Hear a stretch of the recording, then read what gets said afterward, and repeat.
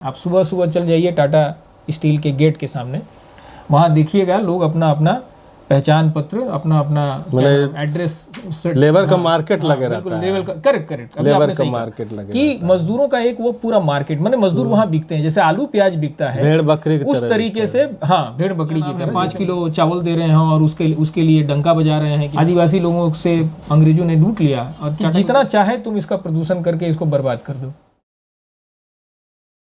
नमस्कार, मसाल न्यूज़ में आप सभी का स्वागत है। दोस्तों, आज हम जिस सब्जेक्ट पर बात करने जा रहे हैं वह जमशेदपुर के लिए, यहाँ के लोगों के लिए बहुत ही महत्वपूर्ण है। जैसे कि आप जानते हैं, जमशेदपुर में बहुत सारी कंपनियां हैं, जैसे टाटा स्टील, टाटा मोटर्स और यहाँ सैकड़ों कंपनियां हैं। लेकिन क्या आप जानते हैं कि इन सारी कंपनियों में लेबर एक्ट का कानून का पालन किया जाता है या नहीं किया जाता है? अभी इस संबंध में हम बात करने जा रहे हैं टाटा मोटर्स के सवाल पर। आपको मालूम होना चाहिए कि टाटा मोटर्स में बाइसिक्स कर्मी के नाम से बहुत सारे नौजवानों से काम लिया जाता है। एक्चुअली में ये लोग जो भी बाइसिक्स में जाते हैं वो एम्प्लॉय सन होते हैं और बाइसिक्स के नाम पर उनसे जो काम लिया जाता है 15 साल 20 साल काम लिया जाता है। उन्हें कोई नियुक्ति पत्र नहीं दिया जाता है और 15 साल 20 साल के बाद उन्हें अस्थायी भी किया जाता है। तो इस तरह से बहुत सारे लोगों का ज़िंदगी 40 वर्ष 50 वर्ष बीत जाने के बाद उससे अस्थायी किया जाता है। इन सारे सवालों को लेकर के और अस्थायीकरण के सवाल पर एक शख्स आज हमारे सामने अभी नहीं है, उनका नाम है अफसर जावेद। उन्होंने हाई कोर्ट में केस किया और वह केस हमारे जाने माने अधिवक्ता जो सुप्रीम कोर्ट के और हाई कोर्ट के हैं, अखिलेश श्रीवास्तव जी हमारे सामने मौजूद हैं। उनसे हम जानेंगे कि इन सारे केस में आने वाले दिन में क्या फैसला आने वाला है। आर्टिकल है कॉन्स्टिट्यूशन का 39 बी और सी। यहाँ से हम अपनी बात शुरू करेंगे। तो लोगों को 39 जो है ये डायरेक्टिव प्रिंसिपल्स ऑफ स्टेट का हिस्सा है और ये कहता है B that the ownership and control of material resources of the community are so distributed as best to subserve the common good। इसका मतलब ये हुआ कि जितने आपके मिनरल रिसोर्सेज हैं, मतलब जो वेल्थ है जिसके थ्रू आप इंडस्ट्रियलाइजेशन करते हैं, जैसे लोहा है तो आप इंडस्ट्रियलाइजेशन लोहा से स्टील बनाएंगे, तो लोहा जो है वो तो ज़मीन के नीचे है, कोयला है, दूसरे बहुत सारे मिनरल्स हैं जिसका इस्तेमाल स्टील बनाने में होता है। तो ये जो आर्टिकल है ये कहता है कि the ownership and control of material resources of the community are so distributed as best to serve the common good. यानी कि ये पूरा रिसोर्सेज जो आप देख रहे हैं, जो मिनरल्स है, पानी है, हवा है, ये सारी जो चीज़ें हैं, ये these are all owned by the people of India. ये किसकी है? आम लोगों की, आम लोगों की है। तो ये कहता है कि इसका अगर ओनरशिप और कंट्रोल आपको देना है तो इस तरीके से दीजिए कि वो कॉमन जो गुड है, यानी कि जो आम लोग हैं, फायदा पहुंचे, आम लोगों को उसका फायदा पहुंचे। ठीक है, पहले सी पढ़ लेता हूँ फिर इसको समझाता हूँ ठीक से। That the operation of the economic system does not result in the concentration of wealth and means of production to the common detriment. ये कह रहा है कि इकोनॉमिक सिस्टम, इकोनॉमिक व्यवस्था जो है हमारी, वो इस तरीके से नहीं चलना चाहिए कि जो वेल्थ जो है वो उसका कंसंट्रेशन कुछ ही हाथों में हो जाए, वैसे हो रहा है। यस, और न केवल वेल्थ बल्कि मीन्स ऑफ प्रोडक्शन। माने प्रोडक्शन का मतलब क्या हुआ? लैंड, लेबर एंड मशीन, ये मीन्स ऑफ प्रोडक्शन है, ये बेसिक बात है। तो वेल्थ यानी कि जो आप प्रॉफिट कमाते हैं उससे, ठीक है, वो सारा का सारा कुछ क्या नाम है, कुछ ही खास हाथों में नहीं चला जाए, माने कुछ बड़े केंद्रीयकरण नहीं होना चाहिए। उसके हाथ में नहीं, मतलब ये नहीं कि वो बहुत अमीर होते चले गए, जो आज हालत है इस देश का कि आप अंबानी, अडानी और टाटा का आप देखेंगे तो ये लोग लगातार अमीर हो रहे हैं। और दूसरी तरफ 80 करोड़ लोग जो इस देश के हैं, जिसको आप क्या नाम है 5 किलो चावल दे रहे हैं और उसके लिए डंका बजा रहे हैं कि हम 80 करोड़ लोगों को 5 किलो मुफ्त चावल दे रहे हैं। प्रधानमंत्री जैसा भी बोलता है पूरी बेशर्मी से ये बात, उसकी पार्टी के सारे लोग बोलते हैं कि हम 80 करोड़ लोगों को खिला रहे हैं। क्यों खिला रहे हो भाई? इसलिए खिला रहे हो कि ये आप आर्टिकल 39 बी और सी का खुल्ला उल्लंघन कर रहे हो। तो मेरी बात यहाँ से शुरू होती है कि ये दोनों आर्टिकल ये कहता है कि जो मटेरियल रिसोर्सेज हैं वो सबके काम आनी चाहिए। संपत्ति जो है वो कुछ ही हाथों में, और मीन्स ऑफ प्रोडक्शन यानी कि लैंड लेबर मशीन, वो कुछ ही हाथों में कॉन्सेंट्रेट नहीं होना चाहिए। उसका फायदा सबको पहुंचना चाहिए। सबको मतलब पीपल ऑफ इंडिया। उसी ने नहीं ये संविधान बनाया है, उसी ने खुद को दिया है। अगर इस संविधान को बनाने के बाद वही अगर महरूम है, उसी को इसका फायदा नहीं मिले इस संविधान का, तो कुछ ना कुछ गड़बड़ है। इसका मतलब संविधान को आप फॉलो नहीं कर रहे। संविधान का जो स्पिरिट है या जो उसका ऑब्जेक्ट है उसको आप फॉलो नहीं कर रहे हैं। यही पूरे दुनिया में, पूरे हिंदुस्तान में हुआ। दुनिया में हम नहीं जाएंगे। हाँ, तो अब आप झारखंड में क्यों लाइए कि झारखंड में जब टाटा आई तो सबसे पहले इसको 25 स्क्वायर माइल इसको ज़मीन मिल गई फ्री में, मैंने बहुत औने पौने भाव में।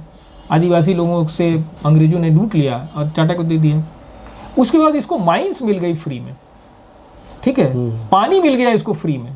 पूरा 2 यहाँ नदी है, दोनों नदी का पानी इसको फ्री में मिल गया, और फ्री में एनवायरनमेंट मिल गया कि जितना चाहे तुम इसका प्रदूषण करके इसको बर्बाद कर दो। तो संविधान क्या कहता है? संविधान ये कहता है कि अगर हम किसी को ये सारा रिसोर्सेज देते हैं तो इसलिए देते हैं कि उसका फ़ायदा सबको पहुँचे। फ़ायदा कैसे सबको पहुँचेगा? कि आप एम्प्लॉयमेंट जनरेट करेंगे। अगर आप एम्प्लॉयमेंट जनरेट नहीं करते हैं तो हम ये सारा रिसोर्सेज जो पब्लिक का रिसोर्सेज है वो हम देंगे नहीं आपको। Getting my point? ये हम इसीलिए दिए हैं कि आप एम्प्लॉयमेंट जनरेट करिए। टाटा की पॉलिसी क्या हो गई आप देखेंगे। जहाँ तक मेरा ख्याल है कि जब हम छोटे थे तो हमको जैसा लोगों ने बताया कि लगभग 70,000 से ज़्यादा लोग काम करते थे टाटा, केवल टाटा स्टील में। अभी टाटा मोटर्स की बात मैं छोड़ देता हूँ। 70,000 का मतलब क्या हुआ? अगर 4 आदमी भी जोड़ें तो 70 गुना 4 2,80,000 लोग केवल टाटा स्टील में काम करते थे। अभी तो 10-15,000 करते होंगे। हाँ, अभी 15,000 से ज़्यादा नहीं, 12 से 15,000 के बीच हो गए। उसी तरीके से टाटा मोटर्स में अच्छे खासे लोग मतलब वहाँ काम करते थे। इसके अलावा इनकैब कंपनी थी, वहाँ करीब 2,000 से ज़्यादा लोग काम करते थे। टिन प्लेट था तो आप जानते हैं कितने लोग काम करते हैं। उसके बाद ISWP था, वहाँ बहुत सारे लोग काम करते थे। बाद में कमिंस बना, वहाँ बहुत लोग काम करते थे और करते हैं, अभी भी करते हैं। तो कहने का मतलब ये है कि ये सारी कंपनियां जो बनाई गई और इनको इस देश का जो वेल्थ दिया गया, इस देश का जो मीन्स ऑफ प्रोडक्शन दिया गया, वेल्थ कौन सा? मतलब मिनरल रिसोर्सेज इनको दिया गया, और मीन्स ऑफ प्रोडक्शन का मतलब लैंड लेबर मशीन जो इनको दिया गया इस देश का, वो इसीलिए दिया गया कि ये एम्प्लॉयमेंट जनरेट करेंगे। धीरे धीरे जैसे जैसे पॉलिटिक्स ख़राब होती गई वैसे वैसे टाटा ने पॉलिटिशियंस को खरीदना शुरू किया और अपनी पॉलिसी को एंटी लेबर वो बनाती चली गई। जैसे आपने करेक्टली कहा कि अभी 15,000 लोग नहीं होंगे, अभी 15,000 से कम लोग टाटा मोटर्स में काम करते, टाटा स्टील में काम करते हैं। क्यों? टाटा स्टील ने अपने अधिकांश प्लांट में जो रेगुलर नेचर जॉब भी है उसमें उसने एक स्किल डेवलप कर लिया, एक पूल डेवलप कर लिया, जिसमें सबसे ज़्यादा आदिवासी हैं, उनका एक पूल डेवलप कर लिया, उनका एक स्किल हो गया। और वो सारा का सारा काम डेलीगेट करके, क्या नाम है, कॉन्ट्रैक्ट लेवल पर काम कर। जैसे एक पीछे में, मेरे ऑफिस के पीछे में आप देखेंगे बेली बोधन वाला एक बड़ा कॉन्ट्रैक्टर, इस तरह के बहुत सारे कॉन्ट्रैक्टर्स को उसने रेगुलर नेचर का काम दे दिया। अब रेगुलर नेचर का काम दे देने से मतलब कॉन्ट्रैक्टर को क्या फ़ायदा है कि 70,000 से घट के 12-15,000 लोग बच गए। तो अब अगर कोई बार्गेन करेगा टाटा के साथ कि भाई आपको इतना प्रॉफिट हो रहा है तो आपको इतना बोनस देना है या हमारा वेज रिवीजन करना है, तो कितने लोग करेंगे? 70,000 लोग नहीं करेंगे, 12 से 15,000 लोग करेंगे।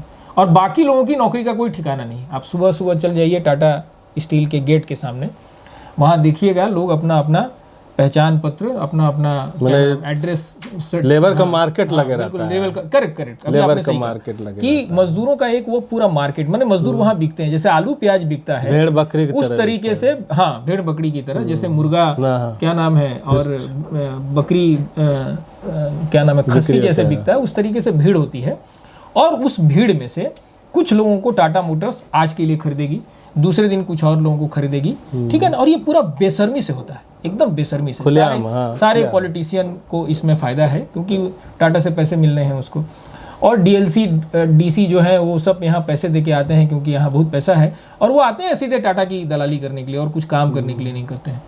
तो खुलेआम लेबर लॉ का वायलेशन रोज सुबह सुबह होता है, कोई बोलने वाला नहीं। कोई पॉलिटिकल पार्टी का एजेंडा है, कोई बीजेपी, कोई कांग्रेस, कोई JMM वाले बोलते हैं इस पर? आज तक बोले? हमने तो नहीं सुना।